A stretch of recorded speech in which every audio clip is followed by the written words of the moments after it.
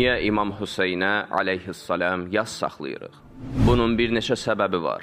Ən birinci səbəbi odur ki, bu işi Peyğəmbər sallallahu aleyhi və aleyh özü görüb və bu sünnədir.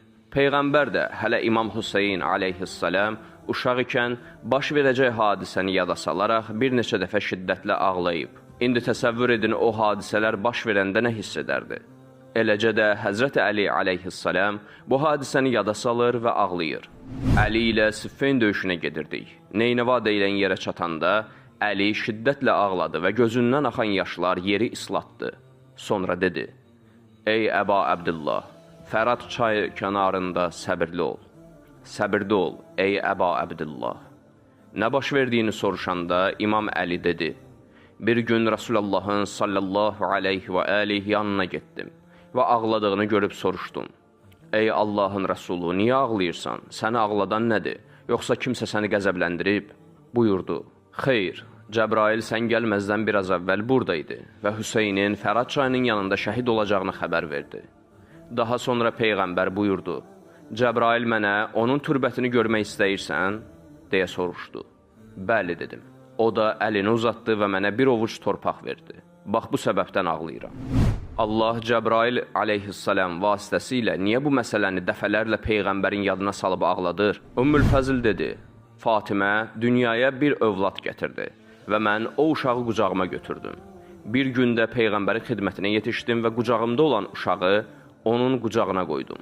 Rasulullahın sallallahu aleyhi və aleyh gözü mənə sataşanda gördüm ki, gözlərindən yaş axır.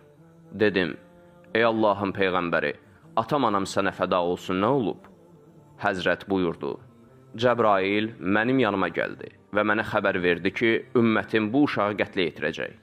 Dedim: "Bu uşağı?" Buyurdu: "Bəli." Sonra mənə İmam Hüseynin qırmızı rəngli türbətindən verdi. İkincisi, heç bir Peyğəmbər və imamın müsibəti İmam Hüseynin müsibəti kimi olmayıb.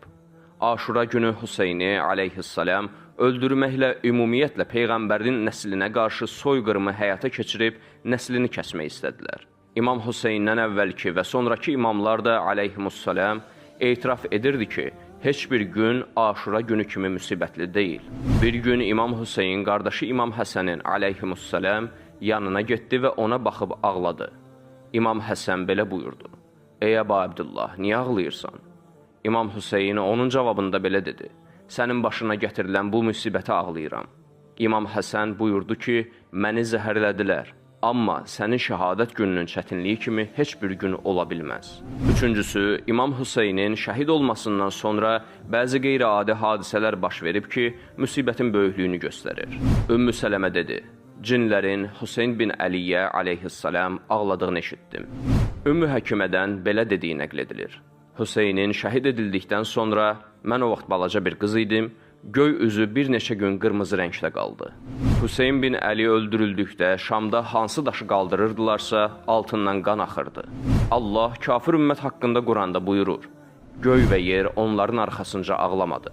Mömin şəxs üçün isə bu mümkündür və göyün qızarması, yerdən qan çıxması da buna sübutdur ki, başqa heç kimin müsibətində belə şey görülməmişdir. Dördüncüsü, İmam Hüseynin oğlu İmam Səccad aleyhimussalam deyirdi: "Məni danlamayın. Həzrəti Yaqub aleyhissalam övladlarından birini itirdi. O qədər ağladı ki, gözlərinin görmə qabiliyyətini əldən verdi. Həmin övladının ölməsi də məlum deyildi. Lakin mənim gözümün qarşısında ailəmdən bir gün ərzində 14 nəfərin başını kəstilər. Siz güman edirsiniz ki, bu qəm-qüssə məndən əbədi olaraq uzaqlaşacaq?" Beşincisi, İmam Hüseynə ağlamaq haqqın tərəfində olduğunu bildirməkdir. Çünki batil əhli istəyirdi ki, bu hadisə tez bir zamanda unudulsun, ancaq tam əksi oldu. Tarixdə çox öldürülənlər olub, ancaq heç birinin adı və ideyaları bu cür yayılmayıb. Bunun isə əsas səbəbi İmam Hüseynə matəm saxlamaqdır ki, onun vasitəsilə həqiqi İslam yaşayır. Altıncısı, Həzrət Fatimənin salamullahu aleyhə başına gələn müsibətlər barədə susduq deyə hadisəni təhrif edib dedilər ki, adi xəstəlikdən vəfat edib. Əgər İmam Hüseynə aleyhissalam matəm saxlamasaydıq, tarixi təhrif edib deyəcəkdilər ki, o da adi ölümlə dünyadan gedib. Yedincisi, Peyğəmbər sallallahu aleyhi və aleyh ölümündən öncə bizə əhl-i beyti vəsiyyət etmişdi. Mən sizin aranızda 2 ağır əmanət qoyuram. Əgər onlardan yapışsaz, heç vaxt zəlalətə düşməzsiniz. Biri səmadan yer üzünə uzanmış ip olan Allahın kitabı, digəri isə itrətim olan əhl-i beytimdir. Onlar Kövsər hovuzunda mənə qovuşana dək bir-birindən ayrılmazlar. Baxın görün, məndən sonra onlarla necə rəftar edəcəksiniz.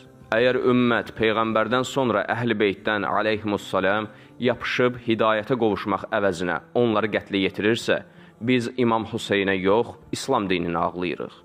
Çünki Peyğəmbər bizə belə din buraxmamışdı və təəssüf ki, indi də ümmətin çoxu İmam Hüseyni öldürənlərin dinindədirlər. Eyni zamanda Hüseyni ağlayan insan Yezid kimilərin necə İslam ümmətinə rəhbər olması barədə düşünür və başa düşür ki, ümmət bir anın içində Peyğəmbər balasını qətlə yetirən olmadı.